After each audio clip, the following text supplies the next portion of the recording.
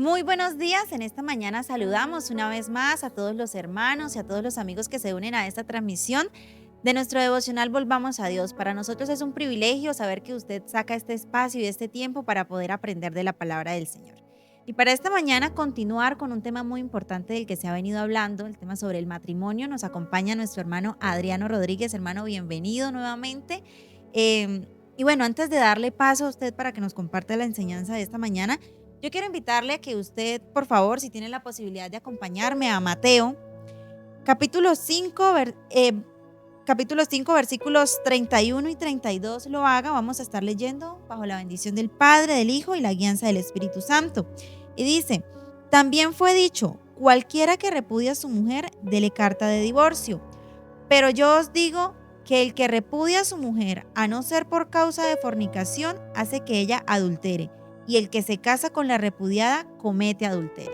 Así que, hermano Adriano, pues leyendo esto, yo le doy paso a usted para que nos pueda explicar y nos pueda poner en contexto de qué es lo que realmente quiso decir Jesús cuando le enseñaba esto a sus discípulos.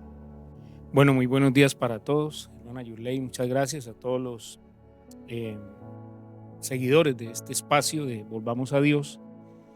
Hoy vamos a hacer una tercera entrega de este tema de la enseñanza de Jesús sobre el matrimonio y hemos llegado como al punto más crítico, por así decirlo, en cuanto a las diferentes posturas teológicas sobre este tema tan importante. Para tener un mejor entendimiento de lo que Jesús quiso decirles a sus discípulos, y más que todo aquí en el contexto de los fariseos, debemos entender o ir al contexto original de cómo se formalizaba en los tiempos bíblicos el matrimonio judío. Hay tres cosas que son importantes aprender aquí. Lo primero era que las dos familias de los implicados de la pareja se ponían de acuerdo para esta unión, daban a conocer públicamente el compromiso y en ese momento, cuando se daba a conocer públicamente el compromiso, oficialmente se iniciaba lo que en el texto se llama el desposorio. Este desposorio era tan importante para los judíos que solo se podría disolver por la muerte o también por el caso que Jesús menciona aquí, por causa de fornicación. El tercer paso que ocurría en este matrimonio era que, o en esta unión o este desposorio, era que la pareja ya realizaba la ceremonia y consumaban su matrimonio y pues comenzaban a vivir.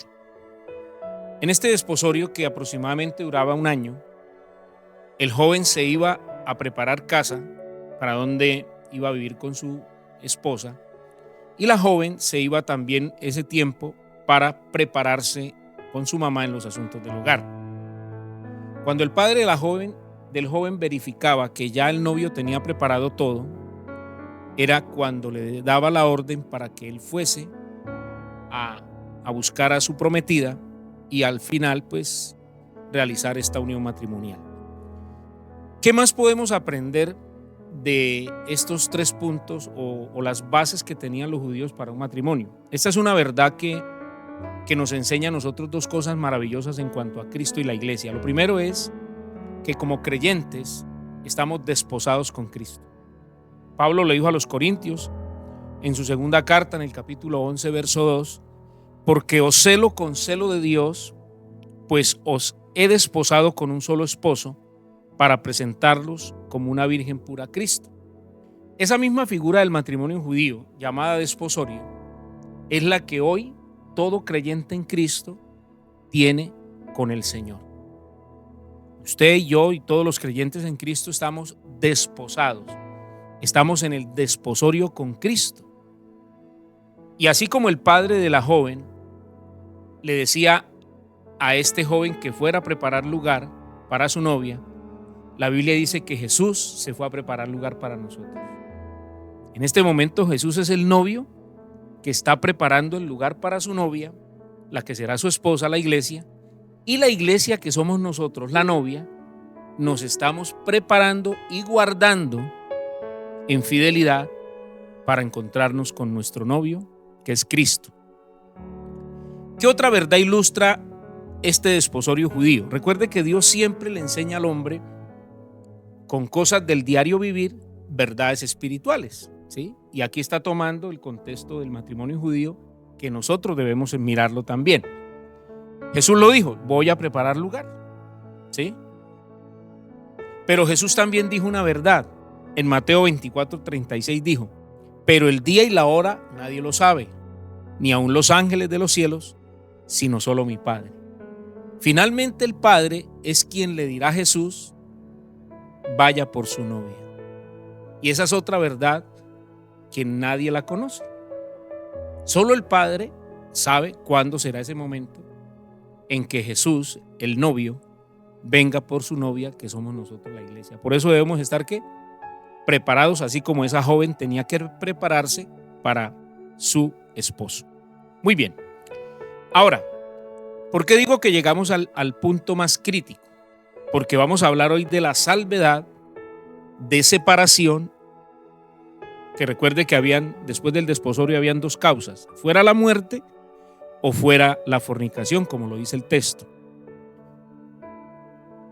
Esta salvedad que Jesús hizo, salvo por fornicación, Jesús se refería en el momento en que la pareja que estaba bajo desposorio, bajo el compromiso de cuidarse, en este caso la mujer, guardarse para el que iba a ser su esposo, en el momento en que se consumaba esa relación de matrimonio, él hallaba que ella no se había guardado pura para él y había cometido fornicación antes de ir a esa ceremonia o a casarse. Para eso también tenemos que entender lo que la Biblia dice sobre las leyes de castidad. O sea, todo lo que la Biblia nos enseña en el Nuevo Testamento, y yo quiero que usted lo tenga claro, hermano, que está ahí en las pantallas, es que si no conocemos las bases, los principios que se establecieron en el Antiguo Testamento, no vamos a entender la doctrina del Nuevo Testamento o la vamos a distorsionar. Porque todas las bases y los principios de lo que marcan la doctrina en el Nuevo Testamento para la iglesia tienen base en el Antiguo Testamento. Por eso usted ve mucho la frase en los evangelios que dice: escrito está, escrito está. Entonces vamos por favor a Deuteronomio 22, 13 al 21. Vamos a leer estos 9 versículos para que podamos entender por qué Jesús habló de esa salvedad y cuándo ocurría realmente ese pecado que se cometía y lo cual diluía el compromiso. Leo a favor de ustedes este pasaje, Deuteronomio 22, 13 al 21. Y dice así: cuando alguno tomare mujer y después de haberse llegado a ella la aborreciere y le atribuyere faltas que den de qué hablar y dijere: a esta mujer tomé y me llegué a ella y no la hallé virgen. Entonces el padre de la joven y su madre tomarán y sacarán las señales de la virginidad de la doncella a los ancianos de la ciudad en la puerta. Y dirá el padre de la joven a los ancianos: yo di mi hija a este hombre por mujer y él la aborrece.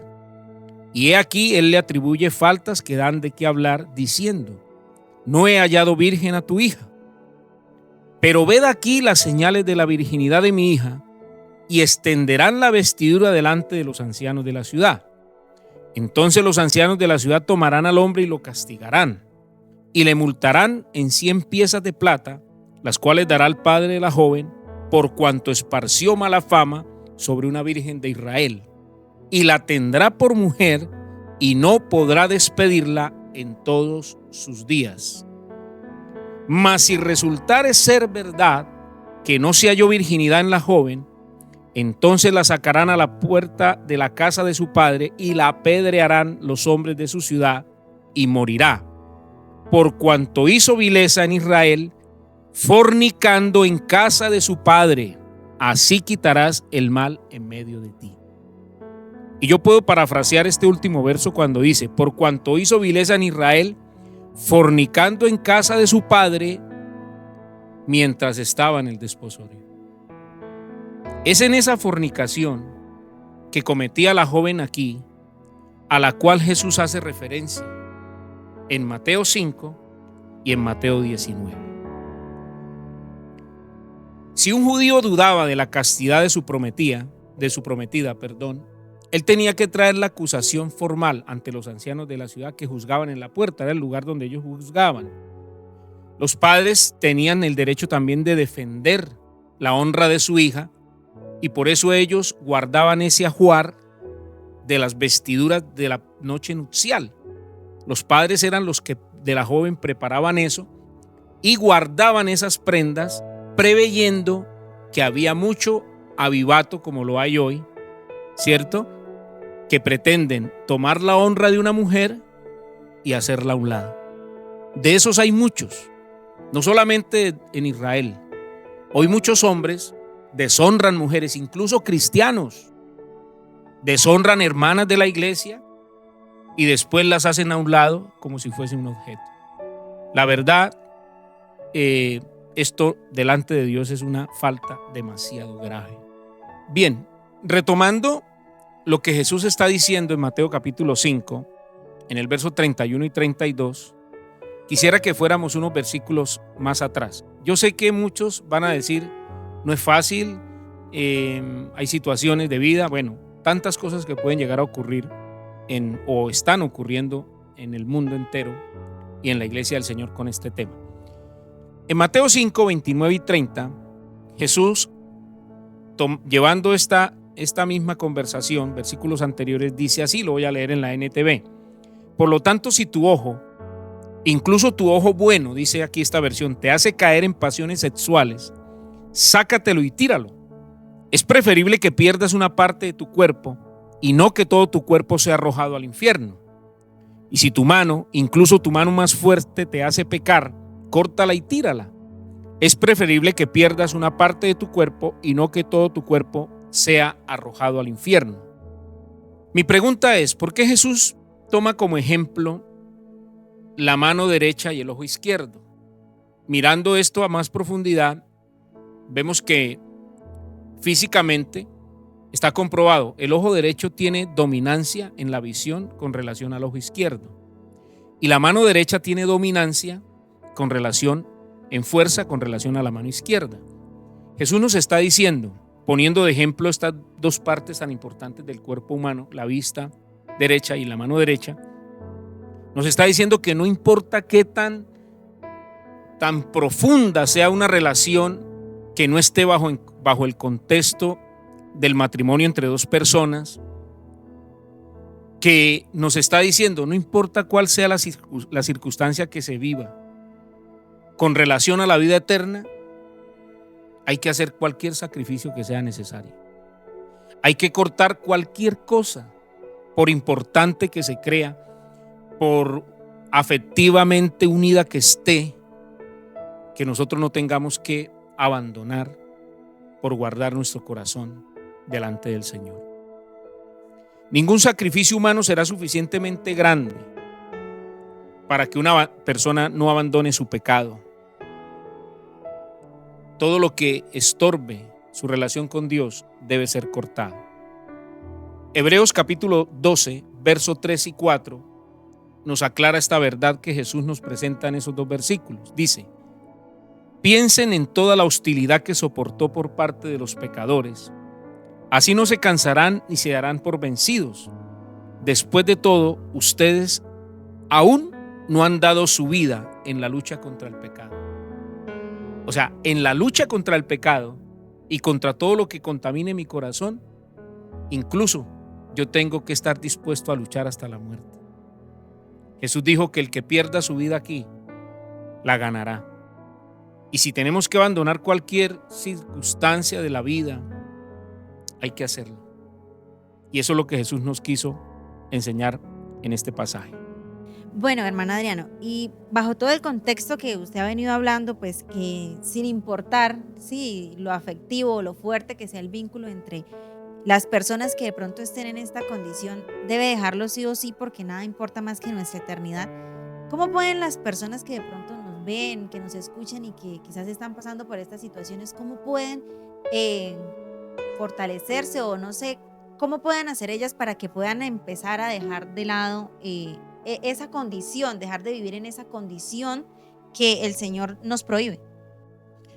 Bueno, hermana Yurley y todos los que están presentes, yo sé que estos temas pocas personas los quieren abordar o quieren hablar de ellos, y a veces preferimos mejor dejarlos a un lado por evitar estas circunstancias. Hoy yo me presento aquí no como el esposo perfecto, ni como el padre perfecto, como en muchas ocasiones lo he enseñado y lo he dicho. Me presento como un hombre que ha luchado por su matrimonio. Para la gloria de Dios, cumplo 32 años de casado con la única mujer de mi vida, porque siempre tuve esta mentalidad, aún antes de ser cristiano, de que yo nunca me iba a comprometer con una persona con palabras que no le cumpliera. Y hasta aquí, hasta el día de hoy, Dios me ha ayudado, que el día que yo me comprometí con la persona que hoy es mi esposa, hasta el día de hoy, he luchado por esa unión. Amén. Y como todo matrimonio, hemos pasado momentos muy difíciles también. Y yo quiero que todos los varones y las hermanas que me escuchan no tomen esto como alguien que está aquí fuera de la barrera solo señalando. No, yo soy parte de esta lucha. He sido parte de luchar por mi hogar, por mis hijos, por mi matrimonio, y hemos enfrentado diferentes circunstancias como todo mundo las enfrenta. Yo considero algo. Jesús y la Biblia nunca nos dejan sin respuesta. Cuando Jesús aborda este tema, enseñándoselo a los fariseos en compañía de sus discípulos, en Mateo 19, llega un momento en que Jesús ya abandona esa escena de los fariseos y estando en casa con los discípulos, retoman el tema. Usted lo puede ver ahí en Mateo 19. Ya los discípulos en confianza le dicen al Señor, cuando entienden la seriedad de la unión matrimonial, como la ve Dios, como la diseñó Dios, que la representa la unión de Cristo y la iglesia, con lo que ya hablamos del desposorio entre Cristo y el creyente, los discípulos le dicen, y en este caso Pedro, le dice, si esa es la condición del hombre frente a su mujer, lo mejor es no casarse. Porque yo sí quiero decirle algo a todos estos jóvenes, y en especial a usted también que es una joven soltera, que antes de dar este paso, ustedes tienen que tener claras las cosas. Usted no puede llegar al matrimonio pensando que si las cosas no funcionan, fácil, está el divorcio. Que si tengo problemas, el divorcio. Que hasta que la plata nos separe o hasta que los problemas nos separen, no. Yo llego con una mentalidad al matrimonio de darlo todo, de entregarlo todo, de hacer todo lo humanamente posible para que esta relación salga adelante. Amén. Así llego yo con esa mentalidad al matrimonio y de saber que este vínculo después de que se hace es un vínculo que solo lo puede romper la muerte. Ya lo hemos venido explicando en las grabaciones anteriores. Entonces, Jesús le dice a los discípulos que esto no es para todo el mundo. O sea, el matrimonio es un don de Dios. Quien haya esposa, dice la Biblia, halla el bien y alcanza la benevolencia del Señor. No todo mundo está dispuesto a luchar por un matrimonio cuando las cosas se ponen difíciles, cuando las cosas se ponen complicadas. La mayoría quiere huir, la mayoría quiere abandonar. Por eso Jesús dijo que esto no era para todo el mundo, y por eso, no solamente en Colombia, sino en el mundo entero, hoy hay personas con 1, 2, 3, 4 y 5 matrimonios. Y yo quiero decirles algo en esta mañana. Yo me he casado 3 veces, pero con la misma mujer. He hecho 3 renovaciones de votos con mi esposa y estoy programando la 4ª. Y eso refuerza ese vínculo. Amén. Usted se puede casar las veces que quiera, mi hermano, pero con la misma esposa que tiene al lado. Amén. Renueve votos, haga nuevamente ese compromiso delante de Dios. Eso ayuda a fortalecer la unión matrimonial. Entonces, retomando, Jesús le dice a ellos, dándoles una salida a esta situación, y yo sé que usted me dirá, no, pero parece una salida muy fácil para usted. Vuelvo y le digo, yo estoy aquí como alguien que ha luchado por su matrimonio. Jesús les habla de los eunucos y le dice que hay hombres que nacen siendo eunucos. Son personas que quizás por alguna situación física o por alguna condición del corazón no tienen necesidad de casarse ni de tener una pareja. Que hay otros que los hacen eunucos los hombres, que en el tiempo de Jesús cuidaban doncellas y los hacían eunucos por causa de su trabajo o de su oficio. Pero dice que hay eunucos que se hacen a sí mismos eunucos por causa del reino de los cielos. Y son aquellos hombres y mujeres que han sido repudiados, aquellos hombres y mujeres que han sido abandonados, aquellos hombres y mujeres, incluso ministros del Señor, que por circunstancias de la vida esa persona se fue con otra persona, lo abandonó, hubo pecado, no se pudieron perdonar. Tantas circunstancias que hay en un hogar para que esa persona se vaya o lo dejen, que la Biblia dice que esa persona puede guardarse y Dios le dará la capacidad de guardarse por causa del reino de los cielos. Y por eso Jesús ahí mismo en Mateo 5 habla de que si tu ojo te es ocasión de caer, mejor lo saque, porque es mejor sacrificar aquí en la tierra algo que no es fácil que ir a la eternidad y perderse. En ese orden de ideas Jesús pone las cosas. Y yo sé que no es fácil, mi hermano, créame, y son de las cosas más difíciles y de las consejerías más difíciles y de los temas más difíciles a tratar. El mismo Juan Bautista, cuando tocó el tema con Herodes, terminó decapitado. Y yo sé que ministerialmente muchos a mí ya me decapitaron. Pero nuestro compromiso es con Dios, con su palabra y con las familias. ¿Sus padres son casados, hermana Yurley? Ahora le hago yo una pregunta a usted. Sí. ¿Qué pensaría usted si por causas, llamémoslas justas o no, alguno de sus padres abandona al otro? Usted como hija, ¿qué piensa de esto? No, pues ahorita que usted exponía, pues sobre todo que a veces de pronto el tema de quedarse solo, y es algo que uno escucha mucho, le es más difícil a los hombres que a las mujeres. Sí, pues ahorita se ve todo un poco, pero ahora que usted lo menciona, pues así, si mis padres se llegasen a separar, la verdad, pues es algo que personalmente nunca he contemplado y pues obviamente nunca me gustaría que pasara, pero pues para mí y para mis hermanos sería difícil nosotros en nuestra situación como hijos. Y bueno, honestamente aparte de ahí como que no, es algo que sigo sin poder contemplar. Pero hermano Adriano, teniendo en cuenta lo que usted acaba de decir, aparte de mi hogar, de mi familia, partiendo desde que de pronto al hombre le sea más difícil quedarse solo, y hay hogares, vemos que hay hogares donde la mujer aguanta muchas cosas.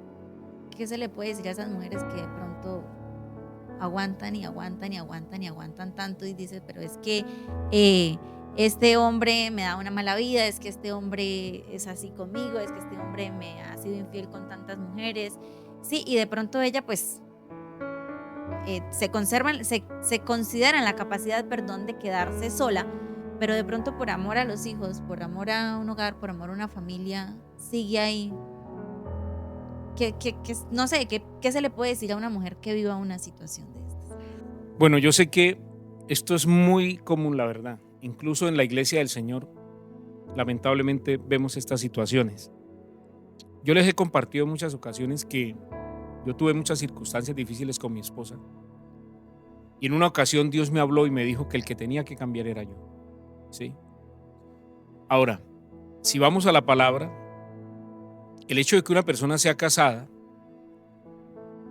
no es que la Biblia le esté obligando de que debe vivir con esa persona pase lo que pase.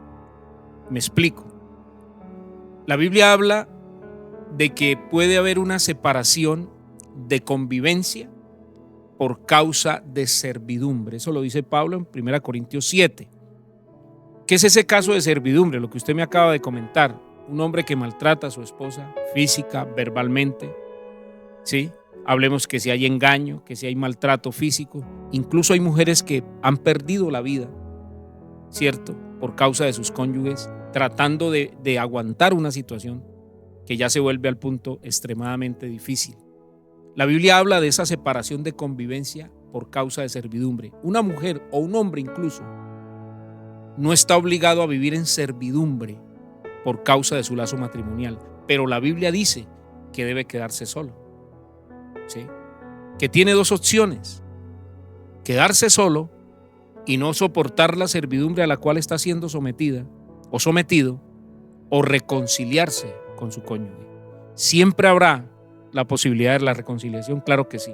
Dios es un Dios de reconciliación, pero también pone límites a casos extremos de abuso y de maltrato, incluso casos donde la vida de la persona está en peligro. Yo sé que hay muchas preguntas, nos las pueden dejar ahí en el chat, ¿cierto? Nosotros las vamos a ir contestando y créame que esto va a bendecir mucho a la iglesia del Señor, pero yo sé que también para muchos esto no es fácil, no lo aceptan, no lo creen, lo rechazan, porque hoy vemos personas con 2, 3 y hasta más matrimonios y aún ministros ministrando en esa condición. Quiero ir ya cerrando esta parte y hablar de algo que también es fácil que se tome en este punto tan crítico de la situación, y es cuando hablamos de que fornicación y adulterio es lo mismo, que la Biblia y la raíz griega de la palabra dice que es lo mismo, tanto fornicar como adulterar, que es una falta grave a nivel sexual. Pero yo quiero leerle la definición del diccionario de español. Dice así: el significado bíblico de fornicación se refiere al acto de mantener relaciones sexuales fuera del matrimonio. Es decir, es la acción de dos personas que no tienen un vínculo conyugal, pero se producen placer de origen sexual entre ellas. Dice que en la antigüedad esta práctica se daba con prostitutas romanas en una zona abovedada, lo que hoy las personas conocen como burdeles y sitios de estos. En el aspecto religioso, la fornicación es una práctica que se condena como pecado, pues la relación sexual no ocurre dentro del estado del matrimonio. Toda relación por fuera del estado del matrimonio, bajo el pacto, es pecaminosa. Yo le enseñaba a la iglesia y a las hermanas solteras que toda mujer soltera es una mujer de pacto. Usted es una mujer de pacto. ¿Qué significa eso?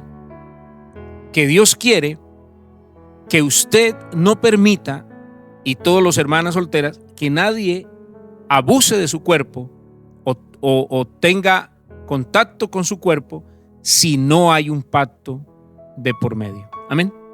Y la mujer tiene que ponerse en esa situación y tiene que saber que es una mujer de pacto y que Dios la creó para que fuese una mujer de pacto y no permitiese que ningún hombre venga a violar ese principio. Ahora, había muchos hombres deshonestos en Israel. Para el judío, la mujer era como cualquier otra cosa menos que importante. Hay muchas declaraciones denigrantes de la mujer en el pueblo judío, ¿sí? No las vamos a traer a colación. Pero estos hombres acostumbraban a tomar jovencitas en desposorio para después llegarse a ellas y acusarlas de no ser vírgenes. Por eso en Israel existía una falta grave y era un pago económico alto y que tenía que vivir con esa joven toda su vida y no podía despedirla. Ahora, Dios, preveyendo esta conducta pecaminosa, en Marcos 10, capítulo 11 y verso 12, dice así: cualquiera que repudia a su mujer y se casa con otra, comete adulterio contra ella. Y si la mujer repudia a su marido y se casa con otro, comete adulterio. Esto es claro. En Lucas 16, 18 también lo dice, nos completa la imagen. Dice, por ejemplo, un hombre que se divorcia de su esposa y se casa con otra comete adulterio, y el que se casa con una mujer divorciada de su esposo comete adulterio. Finalizamos con un pasaje de Pablo a los Romanos, en el capítulo 7, versículo 2 y versículo 3. Aquí Pablo viene hablando de la ley y de la gracia, pero para explicarlo toma la analogía del matrimonio y lo dice Pablo de esta manera, el verso 2: porque la mujer casada está sujeta por la ley al marido mientras éste vive, pero si el marido muere, ella queda libre de la ley del marido. Así que si en vida del marido se uniere a otro varón, será llamada adúltera, pero si su marido muriere, es libre de esa ley. De tal manera que si se uniera a otro marido, no será adúltera. Hermanos, el contexto de Pablo, o el que Pablo utiliza en Romanos 7, explica que así como la muerte termina un vínculo matrimonial, también la muerte de Cristo, tomándola desde esta analogía, terminó la unión del creyente con la ley. Eso es lo que Pablo nos está diciendo aquí. Que así como la única forma de que el vínculo matrimonial se rompa es a través de la muerte, nos está diciendo Pablo en Romanos que Cristo murió para redimirnos de la maldición de la ley. Que ya no estamos bajo la ley, estamos en Cristo.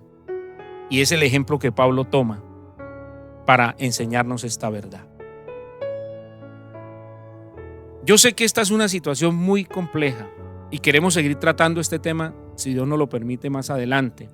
Y como les decía a todos los hermanos, si tienen preguntas, vamos a estar ayudándoles. También oramos, no crea que solamente estamos enseñándolo, sino que estamos orando por la restauración de las familias.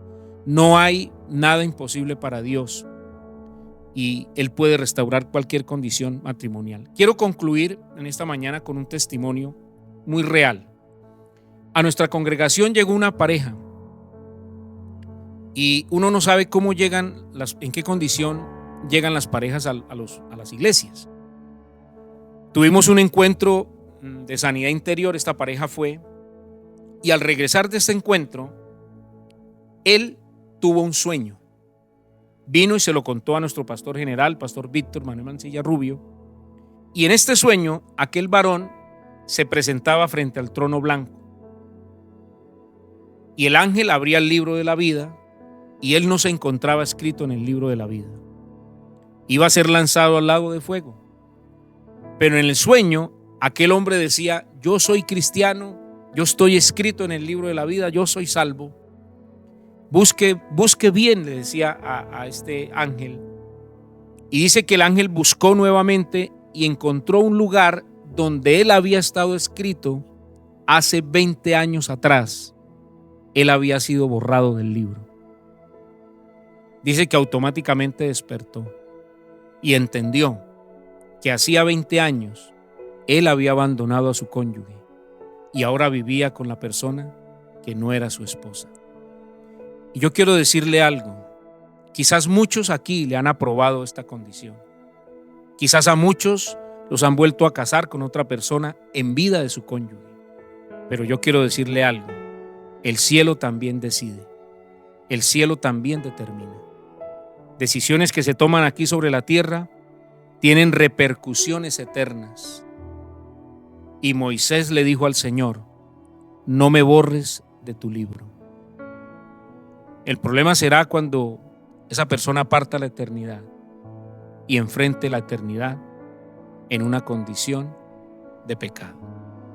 Que Dios te ayude, amado hermano, amada hermana, y que el Señor pueda sanar tu corazón y restaurar tu familia, y oramos para ello.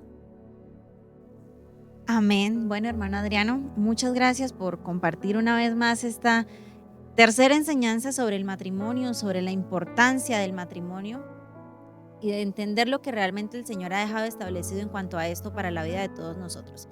Y yo quiero invitarle, bueno, ya por cuestiones de tiempo, quiero invitarle a todos ustedes, que todos los que tengan dudas, a todos los que quizás les surjan preguntas, a que las dejen en los comentarios, como decía nuestro hermano Adriano. Y si quizás usted quiere profundizar más, si quizás usted quiere de pronto tener una consejería, quizás quiere tener una asesoría más personalizada, le invitamos a que se dirijan a nuestras instalaciones.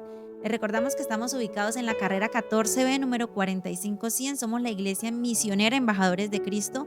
Aquí están las puertas abiertas para recibirle a usted, a su familia, para ayudarle por medio de la palabra a resolver todos esos conflictos que usted tenga en su hogar, para que pueda tener esa familia, para que pueda tener esa convivencia matrimonial como el Señor lo pide. Le damos las gracias nuevamente, hermano Adriano, y les invitamos para que puedan permanecer, para que puedan seguir todo lo que vamos a estar compartiendo sobre este tema que es tan importante. Nos vemos en una próxima ocasión y que el Señor les bendiga. Muchas gracias a todos. Bendiciones.